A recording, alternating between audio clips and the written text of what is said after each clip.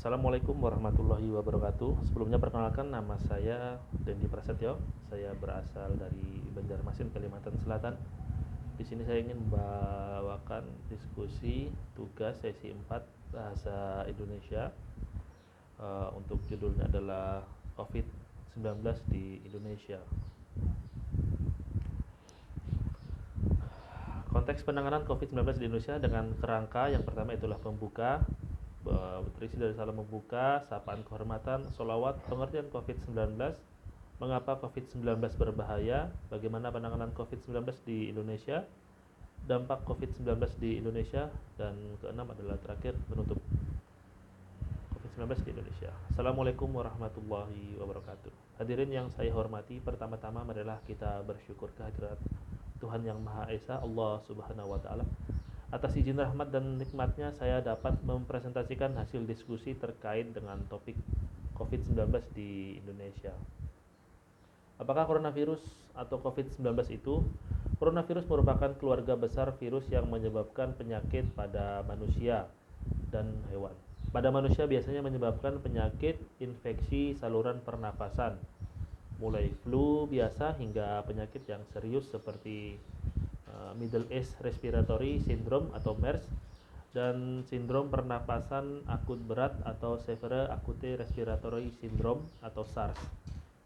Coronavirus jenis baru yang ditemukan pada manusia sejak kejadian luar biasa muncul di Wuhan, Cina pada Desember 2019. Kemudian diberi nama Severe Acute Respiratory Syndrome Coronavirus 2 atau SARS-CoV-2 dan menyebabkan penyakit coronavirus disease 2019 atau COVID-19. Banyak yang menganggap bahwa virus corona penyebab COVID-19 ini merupakan virus yang mematikan di dunia. Ada pula yang beranggapan sebaliknya dan oleh karenanya kerap mengabaikan protokol kesehatan. Kedua anggapan ini tidak sepenuhnya benar. Pasalnya, virus corona penyebab COVID-19 bukanlah jenis virus paling mematikan di dunia. Dalam hal ini, virus yang terbilang lebih berbahaya dan oleh karenanya cukup mematikan adalah virus Ebola yang bisa membunuh sekitar lebih dari 50% orang yang terinfeksi. Virus corona penyebab COVID-19 juga tidak bisa dikatakan merupakan virus yang paling mudah menular di dunia. Karena setiap satu orang yang tertular, virus ini mampu menularkan sekitar 2-3 orang. Sedangkan jika dibandingkan dengan campak dan cacar air, setiap satu orang mampu membuat 12-18 orang tertular. Selain itu, alasan mengapa virus corona COVID-19 itu berbahaya lainnya adalah bahwa virus yang satu ini mampu bermutasi, yang mana beberapa varian baru yang ditemukan di Inggris dan India dinyatakan lebih berbahaya karena mampu menyebar dengan cukup mudah di antara populasi masyarakat. Bahkan beberapa strain baru ini juga dikatakan mungkin tidak merespon vaksin COVID-19 yang saat ini tengah didistribusikan di Indonesia. Setidaknya secara garis besar, pemerintah telah melakukan berbagai strategi dalam menghambat penambahan kasus positif COVID-19 baru. Adapun strategi-strategi yang diberlakukan oleh pemerintah di Indonesia terbagi menjadi 3 dalam hal kesehatan, yaitu dalam bentuk promotif, preventif, dan kuratif untuk penanganan penyebaran COVID-19. Selain itu, dalam bidang ekonomi, pemerintah juga memberlakukan jaring pengaman sosial untuk membantu warga negara melewati masa krisis ekonomi. Yang pertama, strategi promotif, yaitu pemerintah secara proaktif mengajak warga negara untuk meningkatkan imunitas guna mempersiapkan kondisi tubuh untuk menghadapi virus COVID-19 ini. Berbagai sumber merilis upaya-upaya apa saja yang bisa dilakukan oleh masyarakat dalam memperbaiki daya tahan tubuh terhadap infeksi saluran napas. Beberapa di antaranya adalah dengan tidak merokok dan berhenti mengkonsumsi alkohol, mengatur pola tidur, serta mengkonsumsi suplemen tubuh. Yang kedua, strategi preventif. Presiden mendirikan gugus tugas khusus penanganan COVID-19 yang difungsikan sebagai juru teknis penanganan pandemi COVID-19 dan dukungan penuh dari seluruh aspek pertahanan.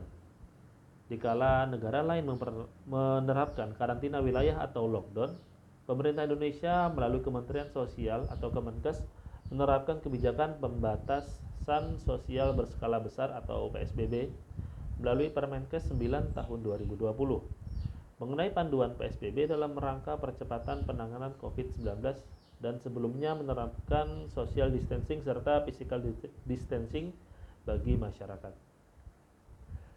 Pembatasan sosial berskala besar merupakan suatu langkah yang cukup strategis untuk diambil oleh pemerintah dengan bertujuan menekan laju dari penularan COVID-19 di Indonesia.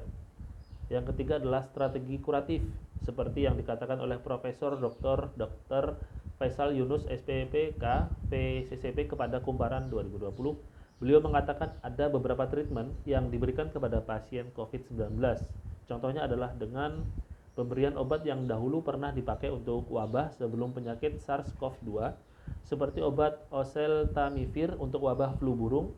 Bagi pasien COVID-19 yang menderita pneumonia, dilakukan intervensi medis berupa pemberian antibiotik dan juga mereka diminta untuk mengkonsumsi vitamin C dengan dosis tinggi di bawah pengawasan dokter. Apabila pasien menderita gangguan pada hati, akan diberikan hepatoprotektor yang merupakan senyawa obat yang dapat memproteksi hati dari kerusakan akibat virus. Yang keempat adalah strategi jaring pengaman sosial Perpu nomor 1 tahun 2020 tentang kebijakan keuangan negara dan stabilitas sistem untuk keuangan untuk penanganan pandemi COVID-19 yang diterbitkan oleh pemerintah. Sebetulnya lebih banyak memuat terkait pengaturan kebijakan keuangan antara pusat dan daerah, stabilitas sistem keuangan, kebijakan perpajakan, pemulihan perekonomian nasional, dan sebagainya. Sedangkan untuk jaring pengaman sosial hanya disinggung sedikit dan hanya berupa pasal yang menyebutkan dana desa bisa digunakan untuk bantuan langsung tunai atau BLT kepada penduduk miskin di tingkat desa dan program percepatan penanganan COVID-19. Berikutnya dampak pada sektor ekonomi pada masa pandemik COVID-19 di Indonesia, antara lain yang pertama terjadinya PHK besar-besaran, yang kedua terjadinya penurunan PMI manufacturing Indonesia mencapai 45,3% pada Maret 2020. Yang ketiga terjadinya penurunan impor sebanyak 3,7% pada triwulan 1. Yang keempat terjadinya inflasi yang telah mencapai pada angka 2,96% year on year yang telah disumbangkan dari harga emas dan komoditas pangan pada Maret 2020. Yang kelima terjadinya keterbatalan penerbangan yang mengakibatkan penurunan pendapatan di sektor tersebut. Kerugian yang dirasakan mencapai 207 miliar. Batalnya penerbangan tersebut sebanyak 12.703 pada 15 bandara pada bulan Januari sampai Maret 2020. Yang keenam, pada 6.000 hotel telah terjadi penurunan penempatan atau okupansi hingga mencapai 50%. Hal tersebut bisa mengakibatkan kehilangan devisa pariwisata.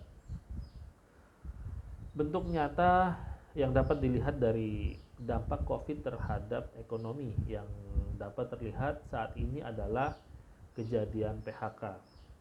Banyak karyawan yang dirumahkan dan berbagai perusahaan bahkan terancam bangkrut. Jika pandemik ini berlangsung lama, kemungkinan besar jumlah tersebut akan terus bertambah. Akibat hal tersebut, banyak aspek-aspek lain yang terkena, antara lain pekerja harian lepas, pelaku UMKM, usaha restoran, dan usaha lain yang melibatkan orang banyak. Demikian presentasi yang dapat saya sampaikan, semoga bermanfaat bagi kita semua. Mohon maaf sebesar-besarnya atas segala kekurangannya. Wabillahi taufik wal hidayah. Wassalamualaikum warahmatullahi wabarakatuh. Demikian. presentasi yang dapat saya sampaikan mengenai tugas Bahasa Indonesia sesi 4. Saya dari Prodi Hukum, Dendi Prasetyo, Banjarmasin, Kalimantan Selatan, mengucapkan terima kasih.